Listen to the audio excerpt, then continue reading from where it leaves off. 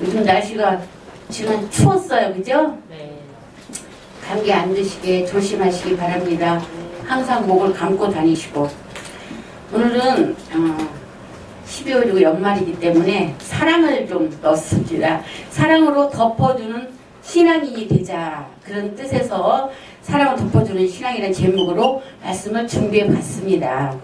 제가 10대, 그러면 지금부터 60년 전이죠? 제가 70이니까 60년 전에 10대, 그때는 얼마나 추웠어요. 지금은 날씨가 이렇게 춥지 않아요. 너무 추워가지고 밖에 나가면 문고리가 그냥 손에 툭툭 달라붙고, 방 안에서 있어도 이불을 덮고 앉아 있어야 되고, 이불 덮고 앉아서 서로 이야기하면은 어때요? 입김이 막 나오는, 열풍이 세고 난방도 잘 안 돼 있고, 얘는 장작불을 뗐어도 바닥만 뜨겁지 이 공기는 차가웠어요. 그런 추운 겨울에 우리 어렸을 때는 이불을 덮고 자다가도 몸부림치다 보면 이불을 차내고 자잖아요.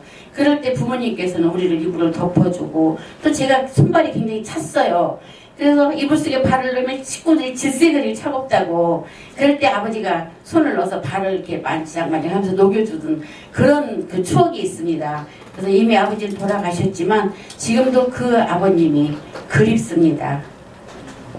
성경은 베드로전서 4장 8절에 사랑은 허다한 죄를 덮느니라고 말씀하셨어요. 오늘날 세상은 어때요? 다른 사람의 허물을 덮어주기보다는 도려내는 일을 하는 경우가 더 많잖아요. 지금 현재 정치들도 그렇잖아요. 그러나 하나님께서는 정의롭고 거룩하시고 사랑이 많으신 하나님이시므로 우리의 죄와 허물을 십자가 위에서 다 청산해 주시고, 하나님의 율법과 심판을 사랑으로 변화시켜 우리를 모든 죄를 덮어주신 것입니다. 오늘 본문 말씀에 노아 얘기가 나왔죠. 노아는 홍수전의 사람인데, 홍수가 지나고 나서 농사를 지어서 포도즙을 잔뜩 짜서 단지에 담아놓고 맨날 마셨어요. 인류 역사상 제일 먼저 만취한 사람이 누굴까요? 노아예요. 제일 만취한 사람이 최초로 노아입니다. 오늘 창세기 6장 9절에 보면 이것이 노아의 족분이라. 노아는 의인이요 당대의 완전한 자라. 그는 하나님과 동행하였으며, 의인이고 하나님과 동행하였다고 그랬어요. 의인이고 완전한 노아였지만 술을 먹으면 어떻게 돼요? 만취해요. 만취해가지고 장막에 들어가서 옷을 다 벗는 거예요. 완전히 발가 벗는 거예요. 술 찬 사람들 보면은 계속 떠드는 사람이 있고, 막 자꾸 시비 거는 사람이 있고, 싸우는 사람이 있고, 말을 많이 하게 되고 그러잖아요. 그러듯이 노아는 옷을 벗는 그런 나쁜 버릇이 있었나 봐요. 요새 드라마에 황금 주머니인가? 거기서 만두 만드는 그 아버지가 술 먹으면 막 길에서도 막 옷을 막 벗더라고. 그런 그 나쁜 습관이 있는 사람들이 있어요. 그래서 노아도 만취해가지고 장막에서 벌거벗고 자고 있었어요. 그런데 둘째 아들 함이 아버지 장막에 들어갔다가 아버지가 불어넣어서 벌거벗고 자는 것을 보고 밖에 나와서 매일 자꾸 웃는 거예요. 함은 아버지의 허물을 사랑으로 덮어주지 않고 오히려 다른 두 형제에게 경멸과 조롱의 태도로 알림으로써 아버지를 나중에 편하게 만들었어요. 경록해 만들었어요. 그런데 함의 이야기를 들은 형 셈과 동생 야벳은 어땠어요? 가서 아버지 옷을 가지고 어깨에 걸머지고 바로 들어가면 아버지 하체를 볼까 봐서 뒷걸음질해서 들어가서 아버지 하체를 덮고 또 뒤로 돌아보지도 않고 그대로 걸어 나오는 그런 형제였어요. 아버지를 도와주려는 간절한 마음이 그 아들들에게는 있었어요. 아버지를 존경하기 때문에. 잠언서 17장 9절에 보면 허물을 덮어주는 자는 사랑을 구하는 자요. 그것을 거듭 말하는 자는 친한 벗을 이간하는 자니라고 말씀하셨습니다. 셈과 야벳은 아버지의 실수와 수치를 방관하지 않고 그 허물을 덮어주려는 사려 깊은 행동으로 아버지의 명예와 인격에 손상이 가지 않도록 했습니다. 나중에 노아가 아들 세 사람이 자기에게 행한 것을 듣고 난 다음에 어떻게 했겠어요? 막 경욕했죠. 심하게 화를 내고 저주를 했어요. 함에게.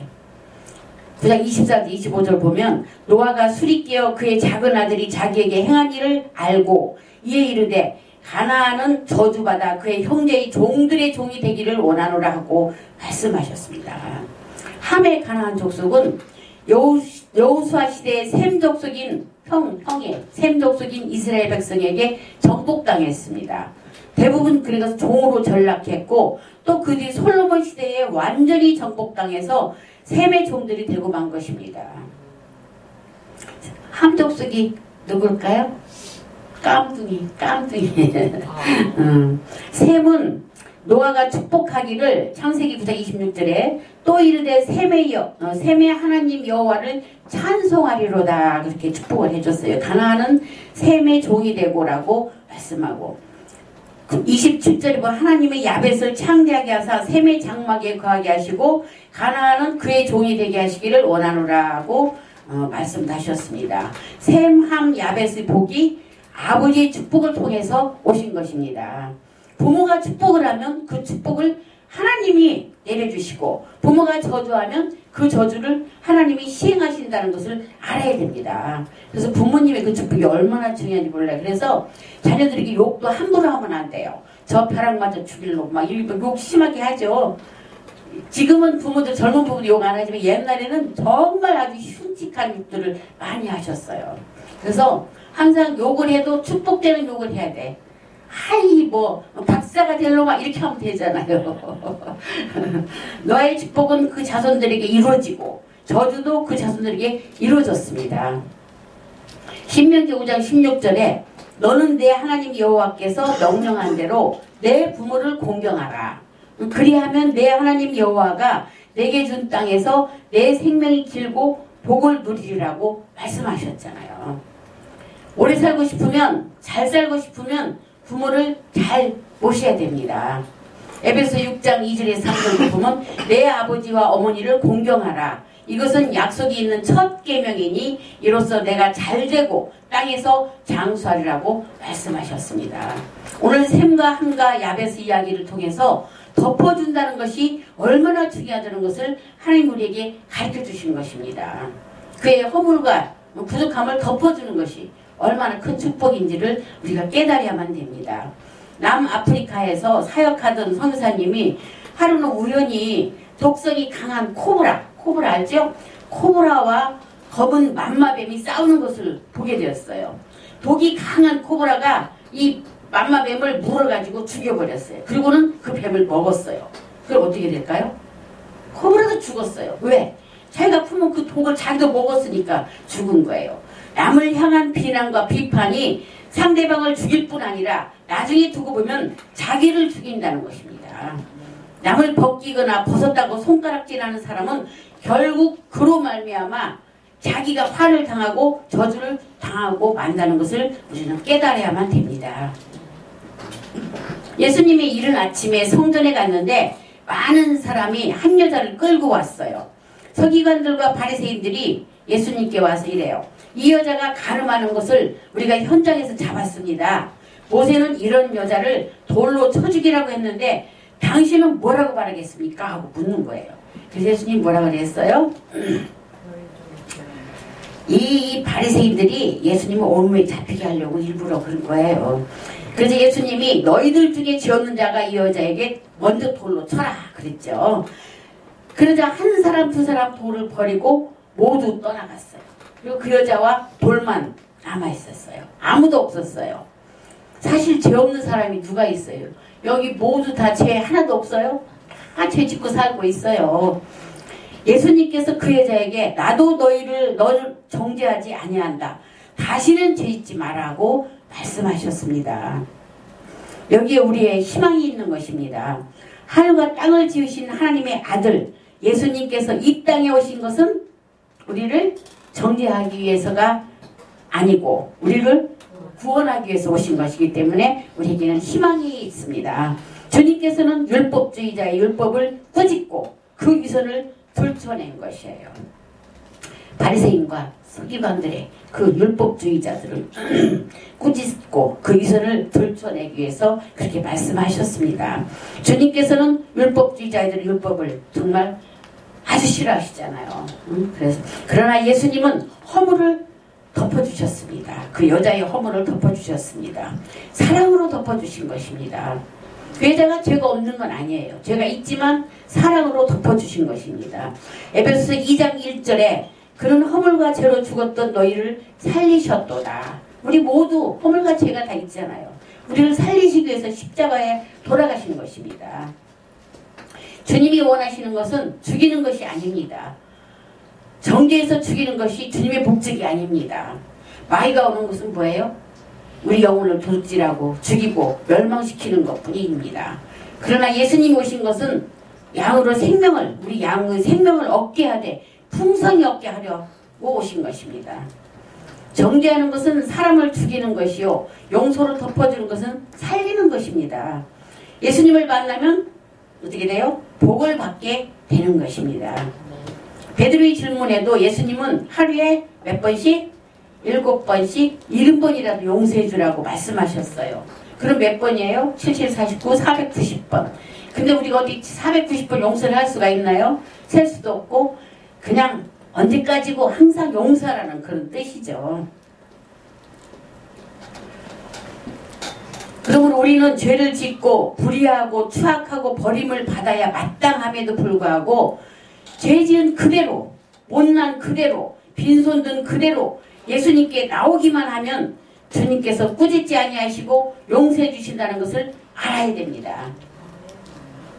골로새서 3장 12절 14절에 보면 그러므로 너희는 하나님이 택하사 거룩하고 사랑받는 자처럼 긍휼과 자비와 겸손과 온유와 오래 참음을 옷 입고 누가 누구에게 불만이 있거든 서로 용납하여 피차 용서하되 주께서 너희를 용서하신 것 같이 너희도 그리하고 모든 것 위에 사랑을 더하라. 이는 온전하게 매는 띠니라고 말씀하셨습니다. 용서만 하지 말고 사랑으로 덮어줘야 합니다. 그냥 내 생각을 그래 용서해야 되겠다 이렇게 생각하는 게 아니고 사랑으로 그를 덮어줘야 된다는 것입니다. 그게 참된 신앙이에요. 그게 참된 신앙. 어느 나라 정치인들이 지금 우리나라 정치는 똑같네. 해변가를 걸으면서 어떤 특정인의 정치 생명을 끊어버리자고 운운을 하고 있었습니다. 그런데 거기에 어부가 개를 잡고 있었어요. 큰 바구니에 개를 잡아서 넣었는데 개들이 어때? 자꾸 기어나와 바구니 안에서 기어 올라와요. 그래도 그 주인은 뚜껑을 덮어줄 생각을 안 해요. 그래서 그 모습을 보고 답답해하던 정치인이 왜 뚜껑을 덮지 않느냐고 물었어요. 그랬더니 어부가 뭐라 그랬냐면 걱정할 거 없어요. 개는 정치인과 똑같아서 끌어내리기를 잘합니다. 한 놈이 기어나가면 밑에 놈이 잡아당겨서 다 떨어집니다. 그렇게 대답을 했다는 거예요. 오늘날 우리 사회는 인터넷, 악성 댓글로 남의 허물을 끊임없이 들춰내고 핥힙니다. 인터넷이라는 것이 정보를 빨리 전달하는 좋은 면도 있지만 남의 허물을 통해서 인터넷을 통해서 핥히고 들춰내고 상처 입히고 그래서 인터넷 때문에 자살한 사람들이 많이 생기지 않습니까? 야고보서 3장 14절 16절에 보면 그러나 너희 마음속에 독한 시기와 다툼이 있으면 자랑하지 말라. 진리를 거슬러 거짓말하지 말라. 이러한 지혜는 위로부터 내려온 것이 아니요 땅 위의 것이니 정욕의 것이요 귀신의 것이니 시기와 다툼이 있는 곳에는 혼란과 모든 악한 일이 있음이라고 말씀하셨어요. 우리 인생은 아담 범죄 이후 늘 불안과 염려 가운데 살고 있습니다. 그러므로 여러 사람이 모이면 늘 문제가 발생하게 되는 거죠. 약한 자는 염려하고 강한 자는 비판합니다. 교인들 중에도 신앙이 강한 사람도 있고 신앙이 약한 사람도 있잖아요. 오래된 분도 있고 초신자도 있고 온갖 종류의 사람들이 다 모이기 때문에 서로 사랑하라고 끊임없이 가르치지만 원망, 불평, 탄식, 비평이 굉장히 많아요. 우리 교회는 아니지만 저 큰 교회, 큰 교회들은 그렇게 너무 많아요. 우리는 어찌하든지 남을 비판하려고 하기보다는 덮어주려고 해야 됩니다. 덮어주려고. 찰스 스윈돌 목사님은 우리가 비판하지 말아야 할 이유를 7가지를 꼽았어요. 첫째는 우리는 그 비판받을 그 상대의 모든 사실을 다 알 수가 없기 때문입니다. 둘째는 우리는 상대방의 동기를 완전히 이해하지 못하기 때문입니다. 셋째는 우리가 완전히 객관적으로 사고할 수가 없어. 객관적으로 생각할 수가 없기 때문입니다. 넷째는 그 상황에 있지 않으면 정확하게 알 수 없기 때문입니다.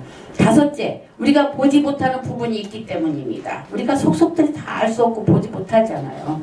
여섯째, 우리에게는 편견이 있고 시야가 흐려질 수가 있기 때문에 우리가 비판하면 안 됩니다. 일곱째, 우리는 불완전하고 일관성이 없기 때문에 상대방을 비판하면 안 된다고 7가지를 이 목사님이 꼽았습니다. 사람들에게는 결점도 많을 뿐 아니라 장점도 굉장히 다 많아요. 사람들 다 장점 있고 다 단점이 있잖아요. 저도 있고요.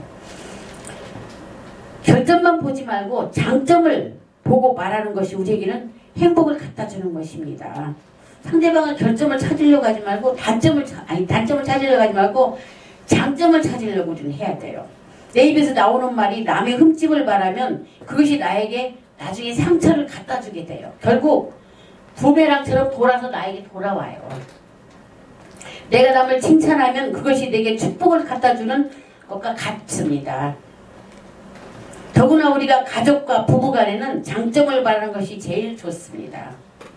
자꾸 단점만 들춰서 그냥 자꾸 잔소리하지 말고 장점을 발견하려고 하는 것이 부부간에도 사이가 좋아져요. 그리고 칭찬하고.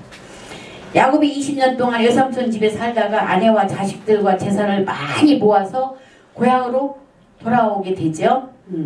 형 에서가 어때요? 20년 동안 한을 품고 있어요. 일을 갖고 있어요. 20년 동안 동생 야곱에 대해서 어떻게 하면 이 야곱을 찾아서 죽일까 이런 생각을 하고 있었겠죠. 근데 야곱이 사람을 보내서 고향을 돌아가겠다고 그랬어요. 동생이 온다고 하니까 그 한 풀이를 하기 위해서 에서가 어떻게 했어요? 400명 군사를 거느리고 옵니다.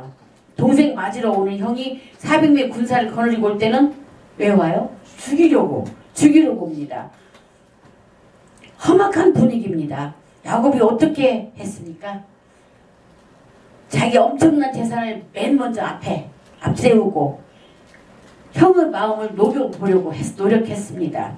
그 다음에는 자기 아내들과 자식들을 또 그 뒤를 따르게 하고, 그리고 자기는 야복강 이쪽 건너편에 쪼그리고 앉아서 아차하면 혼자 도망가려고, 혼자만 살려고.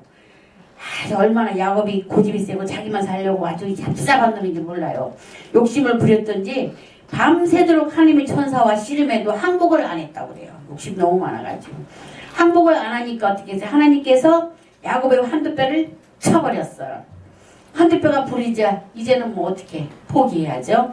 달아날 수도 없고 나만 살 수도 없고 이제는 모든 걸 다 포기하고 이제 그때부터 변화받기 시작한 거예요. 야곱이 변화되니 형을 보는 시각도 변화가 되었어요. 쩔뚝쩔뚝 절면서 오는 야곱을 보니 형의 마음도 녹아내렸어요. 불쌍한 마음이 들었어요. 이게 누가 마음을 바꿨을까요? 하나님이 하셨죠. 야곱이 변화되니까 하나님이 형의 마음도 변화시키신 거죠. 형이 뛰어오더니만 야곱을 끌어안고 목을 잡고 둘이 통곡을 하고 울었어요. 분위기가 완전히 달라졌죠. 살벌한 분위기가 사랑으로 넘치는 분위기가 되어 그러면 아내가 먼저 변화되십시오. 자기부터 먼저 회개하고 변화되면 분위기가 달라지는 것입니다. 남편들도 자신이 먼저 변화되면 분위기가 달라지고 아내가 변화되는 것입니다. 오늘날 사람들은 자기를 살펴보지 않고 남의 잘못만 지적하는 적이 많아요. 내 눈에 있는 들보는 보지 않고 남의 눈에 티만 본다고 예수님 말씀하셨잖아요. 그러므로 우리는 남을 비평하지 말고 자신을 비평해야 되는 것입니다. 내 자신을 먼저 바라보고 내 자신을 비평해야 돼요. 유명한 소설 레미제라블 주인공이 누구예요? 짱발짱. 짱발짱이 나옵니다. 주인공 짱발짱을 끈질기게 따라다니며 그를 잡아서 감옥에 집어넣으려고 하는 형사 이름을 아십니까? 오, 짜베르. 누가 말했어? 우와, 짜베르가 있습니다. 그런데 프랑스 혁명이 일어나서 혁명군이 짜베르를 잡았어요. 형사를. 그래서 짱발장은 혁명군 중에 한 사람이에요. 혁명군이었어요. 자비르를 총으로 쏴 죽이려고 혁명군들이 할 때 장발장이 말렸어요. 그래서 자비르가 장발장에게 그래요. 왜 당신은 나를 안 죽입니까? 당신이 제일 나를 미워해 나를 죽이고 싶어 할 텐데 왜 안 죽였습니까? 하고 물었어요. 장발장이 아주 멋있는 말을 했습니다. 이 세상에 넓은 것이 많이 있습니다. 바다가 땅보다 넓고 하늘은 땅보다 더 넓습니다. 그런데 하늘보다 더 넓은 것이 있는데 용서하는 마음은 하늘보다 더 높습니다. 라고 대답을 했다고 그래요. 평소에 차갑고 냉혹하기로 유명했던 그 형사도 짱발장이 이 용서에 결국 무너지고 변화됐습니다. 한겨울 얼음은 따뜻한 봄바람이 불면 녹아내리죠. 모질어진 마음은 사랑과 용서만이 변화시킬 수 있는 것입니다. 상대방을 채찍으로 변화시키려고 하지 마십시오. 사랑과 용서가 그 사람을 변화시키는 것은 봄이 오면 겨울은 물러가고 얼음이 녹는 것과 똑같습니다. 내가 변화되면 상대방이 변화되기 마련입니다. 조지 허버트는 남을 용서할 수 없는 사람은 자기가 건너야 할 다리를 파괴하는 사람이다 라고 말했다고 그래요. 또 빌리 제올리는 하나님은 큰 지우개를 가지고 계신다고 말했어요. 큰 지우개는 뭐예요? 지우죠? 뭘 지워요? 하나님이 우리의 죄를 다 지우기 때문에 큰 지우개를 가지고 계신다고 그랬다고 그래요. 미얀마에 재미있는 이야기가 있습니다. 어떤 세탁소 주인이 돈을 많이 벌었어요. 그런데 그 옆가게에 옹기그릇 만드는 주인이 이 세탁 주인을 시기해서 왕에게 고하기를 저 사람이 세탁을 하고 아무리 더러운 옷이라도 깨끗게 한다고 자랑을 하는데 왕궁에 있는 검은 코끼리를 시계 만들라고 명령을 한번 내리십시오라고 부탁을 했어요. 어떻게 코끼리를 시계 만들 수 있나요? 왕이 명령을 하자 지혜로운 세탁소 주인은 코끼리가 들어갈 수 있는 그릇을 만들어달라고 왕에게 요청했어요. 옹기그릇 주인은 그릇을 만들기 위해서 코끼리가 들어갈 수 있는 그 큰 그릇을 만들기 위해서 애를 써봤지만 결국 만들지 못하고 결국 자기가 망했다는 이야기입니다. 남을 죽이려 자기가 죽이는 거죠. 모든 일은 심는 대로 거둔다는 것입니다. 누가복음 15장에 보면 두 아들이 나옵니다. 그 둘째가 아버지 재산을 가지고 나와서 탕진했죠. 창기와 더불어 탕진하고 맙니다. 그리고 거지가 되었습니다. 돼지에게 주는 쥐업 열매도 없어서 굶어 죽게 됐어요. 그래서 회개를 그때는 하게 되는 거예요. 이제 굶어 죽게 생기니까. 사람이 고통스러우면 회개하게 되죠. 돌이켜 보게 되고 마음도 병들고 냄새나는 옷을 입은 채 이 아들이 아버지께 돌아오게 됩니다. 아들이 집을 나간 이후로 늘 아들 오기를 기다리고 바라보던 아버지는 저 멀리서 아들이 오는데 더할 나위 없이 기뻤습니다. 종들을 시켜서 제일 좋은 옷을 입히고 살찐 송아지를 잡아 잔치를 베풀었습니다. 우리도 회개하고 하나님 앞에 나오면 우리에게 용서와 의의 옷을 성령 인지심인 가락지를 끼워주시게 됩니다. 그런데 형은 율법주의자입니다. 형은 동생이 와서 아버지의 사랑을 받는 모습을 보고 분했어요. 나에게는 내가 지금까지 아버지를 모셨는데 잔치 한 번 안 베풀어줬는데 탕진하고 온 동생에게 잔치를 베풀으니까 화가 나갖고 막 분했어요. 동생의 잘못을 일일이 지적하는 율법주의자인 것입니다.